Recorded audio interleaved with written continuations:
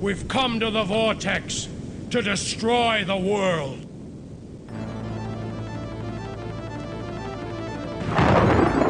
This shield ties together all of Earth's elements. As we sunder it, so do we sunder the world.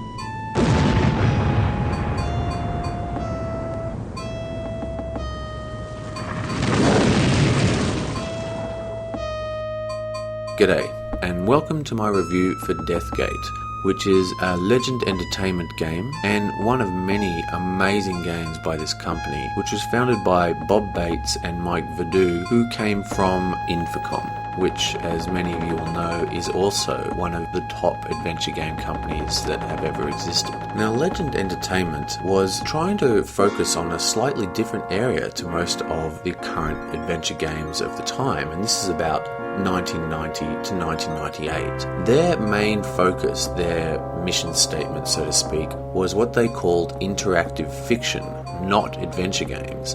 And they were still really sold on the text adventures, and the majority of their games are classic text adventures with just simple 2D graphics representing the scene in which you are currently standing. Now, while Deathgate uses the same engine for Champions of Xanath, another excellent game, and boasts full speech and some 3D graphical cutscenes and full 256 color graphics, like excellent graphics for the time, it is still basically a text adventure game with a visual interface, and it feels like one. There is lots of dialogue, there is descriptions of all the rooms as you walk into them. There is no character that you physically control like in the Sierra style games, and it still even retains the classic text adventure north, south, east, northeast, etc.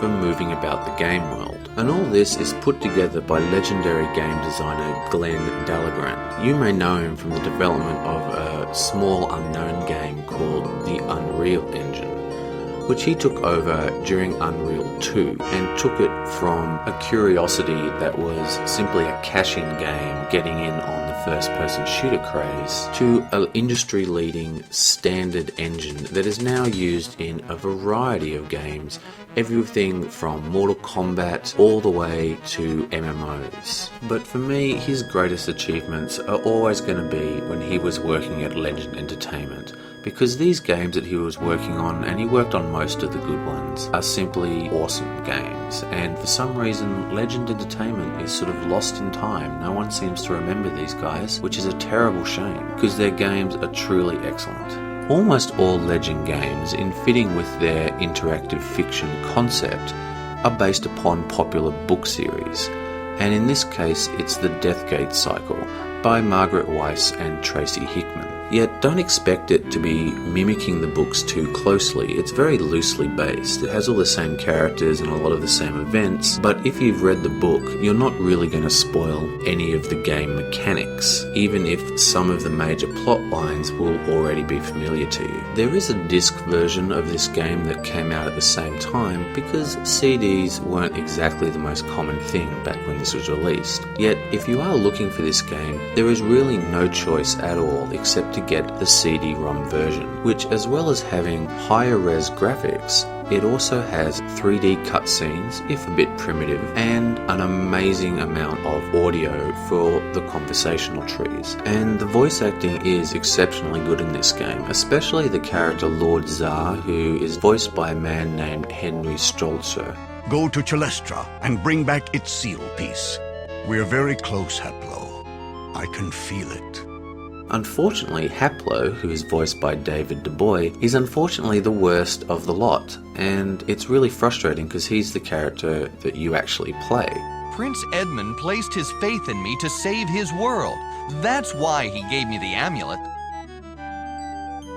This is from the race that consigned you to an eternity of... Yet luckily, the way that the conversation trees are designed is you actually read all of Haplo's responses and then you select the one you wish to do. He then says the line you have just read, and you can just double click when you select this and it will automatically skip his dialogue, which you don't need to hear anyway because you've already read it while making your choices. So that's just a little fix to get past the fact that his voice is very wimpy and to me just didn't work as this amazingly all-powerful ancient wizard.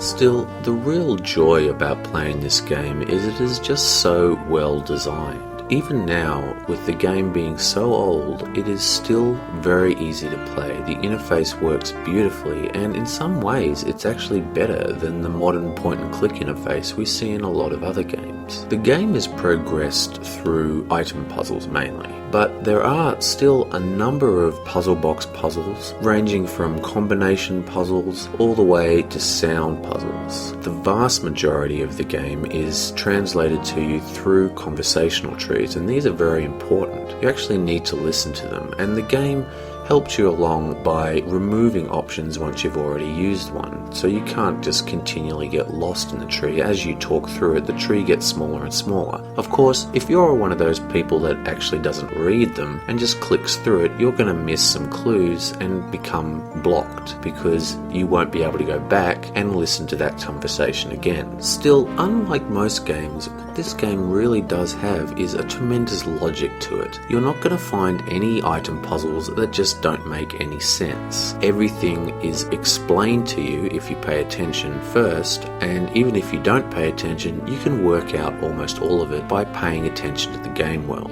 And the information just flows to you in so many ways. There's conversation trees, there's gigantic books which have heaps of background information, and again, designed well, as in it's very, very obvious which parts of these books are the ones that you need to pay attention to get past the game block.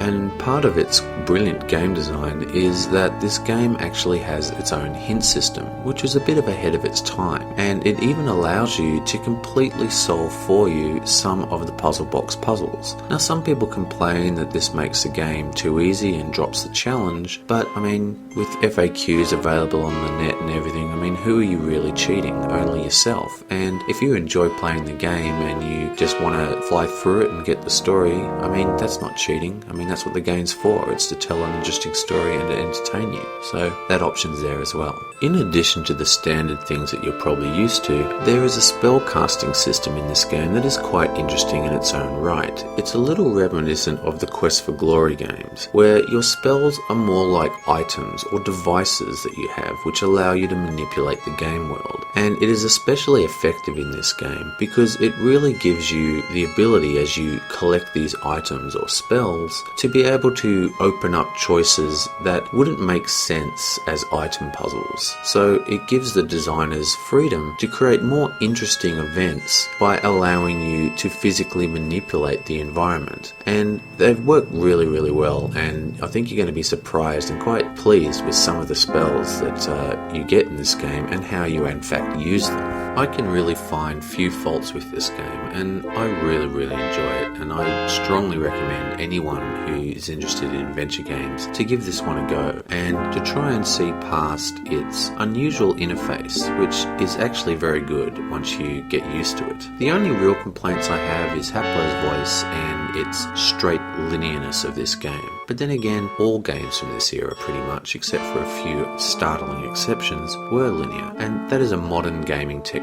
which we as modern gamers expect, but it's pretty unfair to judge a retro game to not have a non-linear structure. So yeah, I really like this game and I strongly recommend it, so thanks for watching.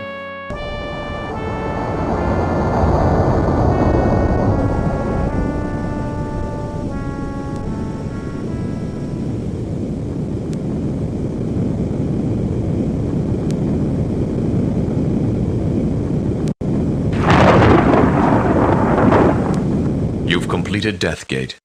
You've saved the realms from a fate worse than death. And while doing all of this, you scored 1,500 out of 1,500 points.